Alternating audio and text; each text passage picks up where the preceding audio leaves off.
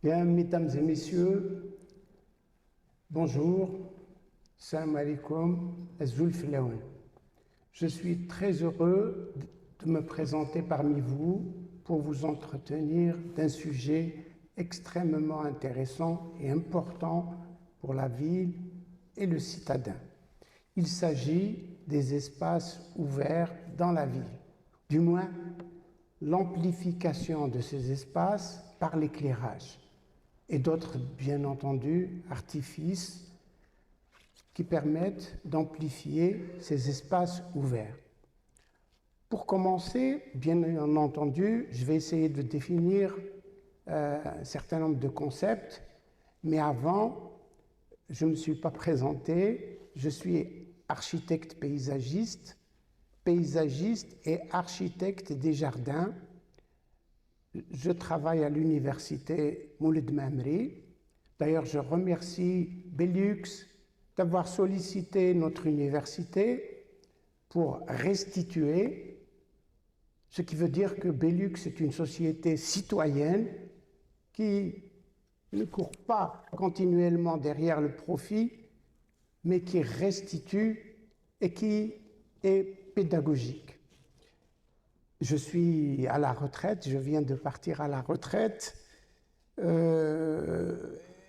revenir à ces espaces ouverts dans la ville, un espace ouvert est défini comme étant une surface non bâtie, une surface à 2 dimensions, bien entendu conçue et aménagée pour des objectifs bien identifiés.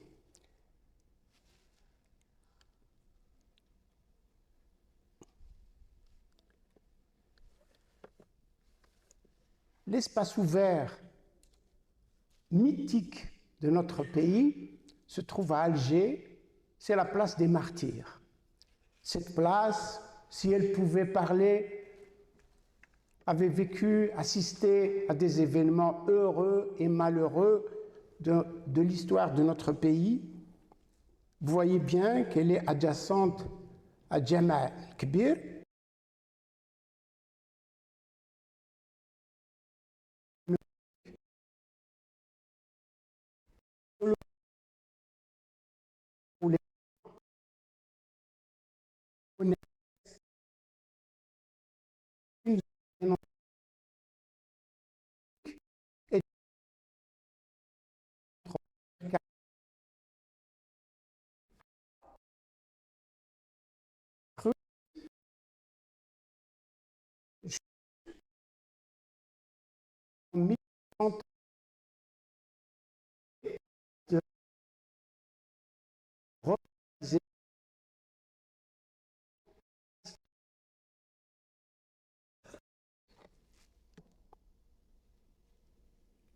plus au sud, on trouve dans nos villes des places, des espaces ouverts. Ici, nous sommes à Benizgen, Ghardaya. On voit très bien que les Mozabites avaient traité avec soin un espace ouvert, drainé, dallé, avec juste quelques petites maçonneries pour organiser la vente à la criée, la vente aux enchères, des objets d'artisanat. Cet espace est un exutoire pour les habitants, pour les Mozabites. Ils viennent ici libérer leurs pulsions à la fraîcheur, le soir. Après avoir passé la journée caniculaire, la chaleur de la journée, sous des dédales de ruelles et sous des terrasses bouillonnantes. Lorsque ces espaces ouverts restent minérales, ils ont bien entendu une très grande utilité dans la ville. Mais lorsqu'ils sont végétalisés, comme ici, ils deviennent des paradis urbains. Ici, nous sommes à Londres. C'est un parc de Londres. On voit très bien que, d'ailleurs, les parcs de Londres se ressemblent presque tous. On voit très bien qu'il n'y a rien, il n'y a pas d'infrastructure, il n'y a pas d'équipement. Il y a juste un squelette arboré, les arbres, ici c'est des chênes, posés sur un écrin de gazon, de verdure. Bien entendu, l'éclairage ici, il est subtil et discret, caché pour augmenter l'usage de cet espace par les citadins, débordés sur la nuit. L'histoire de ces jardins de Londres est véritablement édifiante. Ce fut donc après la Deuxième Guerre mondiale que les grands parcs de Londres ont été fondés sur, généralement, les quartiers bombardés pendant la guerre. Les Londoniens, les autorités londoniennes avaient décidé de ne pas reconstruire les quartiers bombardés à l'identique, mais d'ouvrir des espaces ouverts pour les citadins.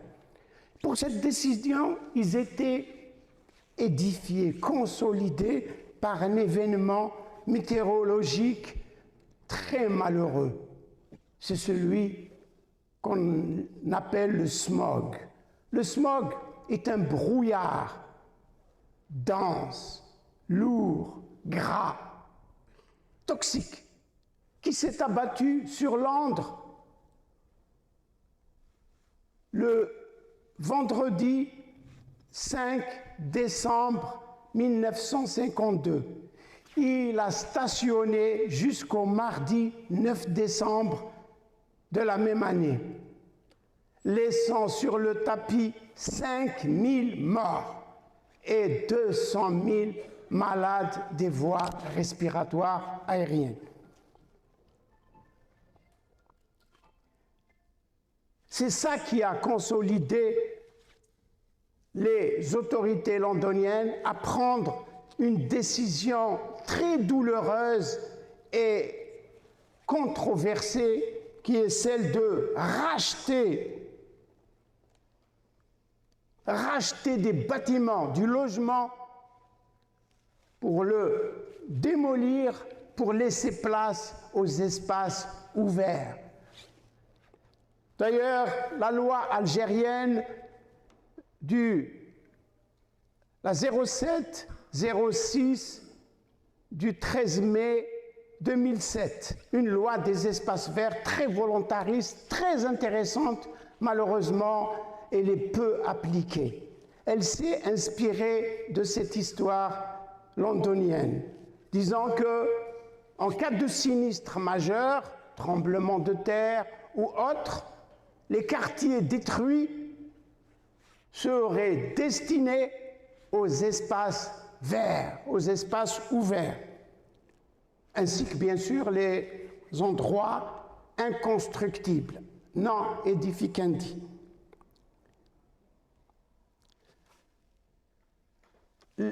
Ça a donné ce que vous voyez, c'est-à-dire des vastes plaines dans lesquelles les citadins peuvent exercer l'activité qu'ils préfèrent le mieux, c'est-à-dire rencontrer des gens, discuter en famille, s'exposer tout simplement au soleil. Ce n'est pas nécessaire d'avoir de grandes surfaces pour créer des régions, des zones de ce genre.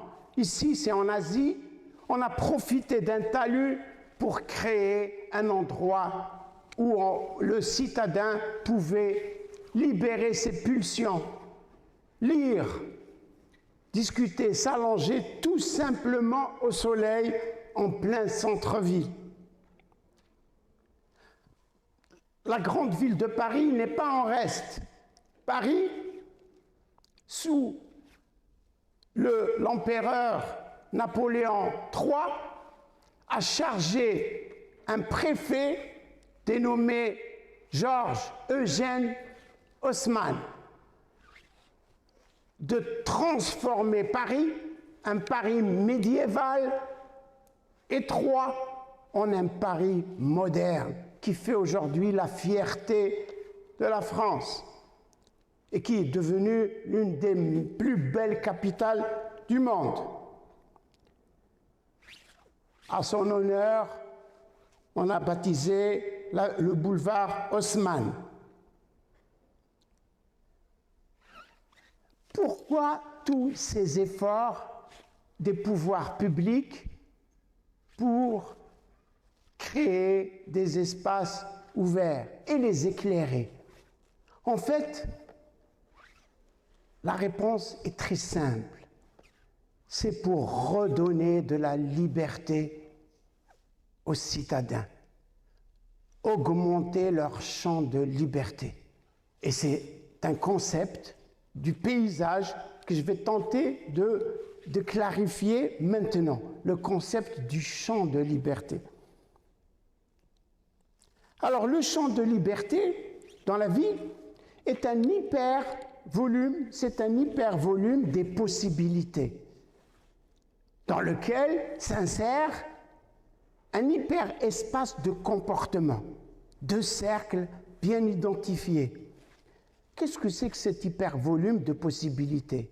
En fait, c'est là où s'applique l'ensemble des lois que le citadin doit respecter. Ces lois, si je commence à les hiérarchiser, je commencerai par une loi biologique. D'abord, biologique. On est des êtres humains faits de chair et d'os. Par conséquent, on a des limites. Notre physiologie a des limites. L'apnée, on ne peut pas rester dans l'eau plus de 10 minutes. On ne supporte pas les hautes températures, les basses températures. Donc on est régi par un ensemble de lois qui ne nous permettent pas de faire n'importe quoi. Deuxième type de loi, c'est les lois physiques. Est-ce qu'on peut escalader cette façade? Non. Est-ce qu'on peut traverser ce fleuve? Non. Puis ensuite viennent les lois que nous connaissons, les lois juridiques qui dictent notre comportement. Au-delà des lois, c'est l'interdit. Il y a les lois morales. Les lois morales sont difficiles à comprendre. Ce sont nos valeurs, notre éducation, notre instruction, notre expérience dans la vie forment un ensemble de valeurs qui nous dictent notre comportement. Un petit exemple, un homme peut-il rentrer dans un magasin d'une esthéticienne au risque de se faire rabrouer? Et il y a comme, pourtant la porte est ouverte, mais on ne peut pas rentrer parce qu'il y a comme un mur, une paroi morale. Je peux multiplier les exemples à l'infini. Une femme peut-elle rentrer dans un magasin de marchands de boissons alcoolisées? Non. La loi morale. Puis enfin, il y a la loi statistique qui couronne le tout. Cette loi statistique, c'est celle qui nous dit qu'à tel endroit, telle placette, à 6 heures du matin, vous risquez de ne rencontrer personne. Par conséquent, ce n'est pas la peine d'y aller.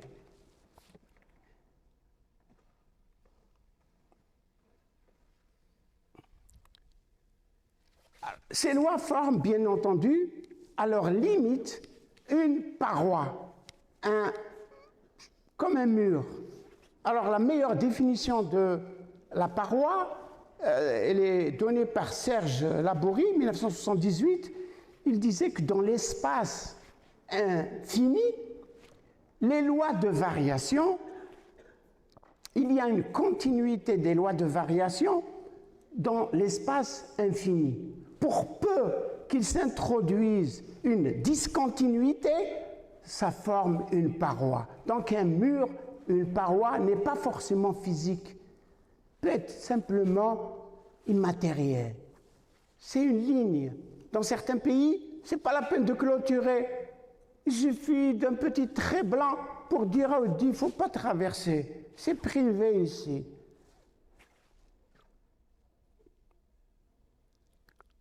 Alors la paroi Yankee, elle définit deux espaces, un ici, un là-bas. Elle coupe l'espace en deux parties. L'un se renforce pendant que l'un s'amoindrit, s'affaiblit. Elle oppose un dedans et un dehors. Un ici, un ailleurs. Un moi et les autres. Alors maintenant, pourquoi j'ai dit tout ça?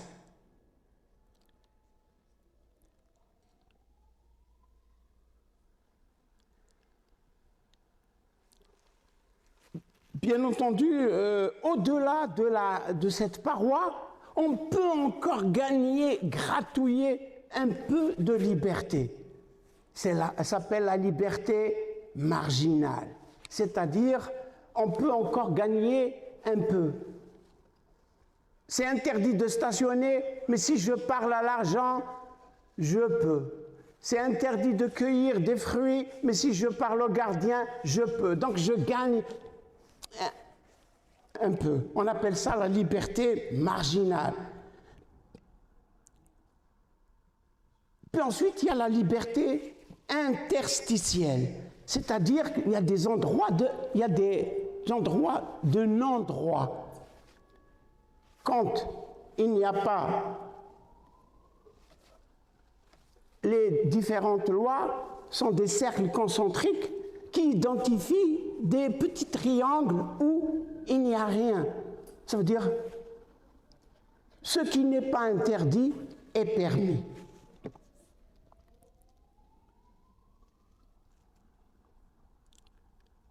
Alors maintenant, revenons à la ville. Le constat, le champ de liberté du citadin dans nos villes représente peu de choses. Se résume à une peau de chagrin. Pour comprendre cela, je vais prendre un exemple, un citadin qui habite à un étage dans la ville. Chez lui, il a toute la liberté.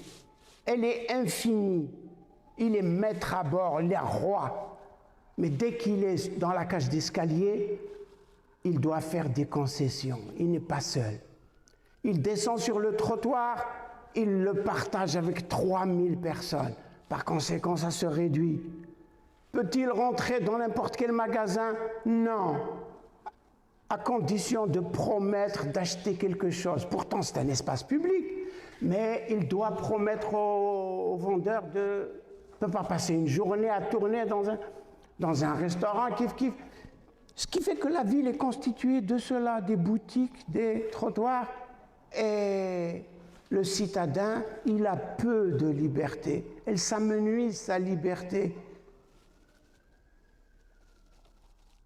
Il refoule des pulsions de jour en jour. Il refoule cette pulsion inconsciente, bien entendu. Il ne le sait pas. Mais il est continuellement oppressé, opprimé de la pression. Il n'a pas de liberté. Où, à votre avis, peut-il regagner un peu de liberté? Dans les espaces ouverts, les jardins publics, les espaces ouverts, tels que celui qu'on a vu à Londres. Il peut dire, enfin, il peut libérer ses pulsions, de jour comme de nuit, avec l'éclairage, bien entendu.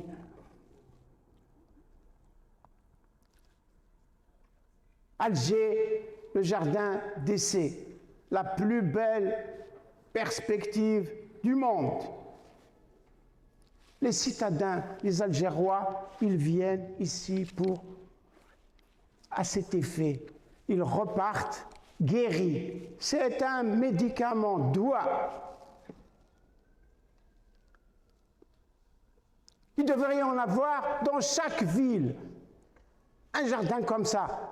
C'est facile à réaliser, ce n'est pas impossible. Pourquoi il n'y en a pas? Quand on se contente de petits mouchoirs. Donc, tout à l'heure, un journaliste m'a posé la question du foncier. Je dis non. C'est une question de décision politique, de volonté. Ici, c'est à Paris. Le château de Versailles. Ça ressemble, non? L'éclairage des espaces, de ces espaces, dédouble, multiplie, amplifie ce médicament.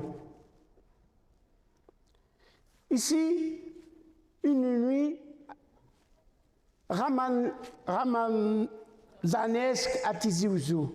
Vous voyez que l'éclairage a imposé leur respect. Le public, après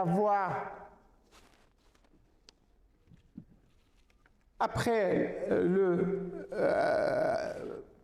ftor, bon enfant s'est présenté pour écouter un peu. En fait, ce n'est pas la musique qui les a attirés, non, c'est le besoin de se libérer, surtout les femmes, le besoin de libérer leurs pulsions, enfermées dans des cages. Et l'éclairage, on voit très bien ici, lorsqu'il est raisonné, très rapidement maintenant, peut faire du sport, peut être ludique, des jardins publics, des jardins botaniques. Et les normes algériennes sont de 4 mètres carrés par habitant d'espace. Merci pour votre aimable attention.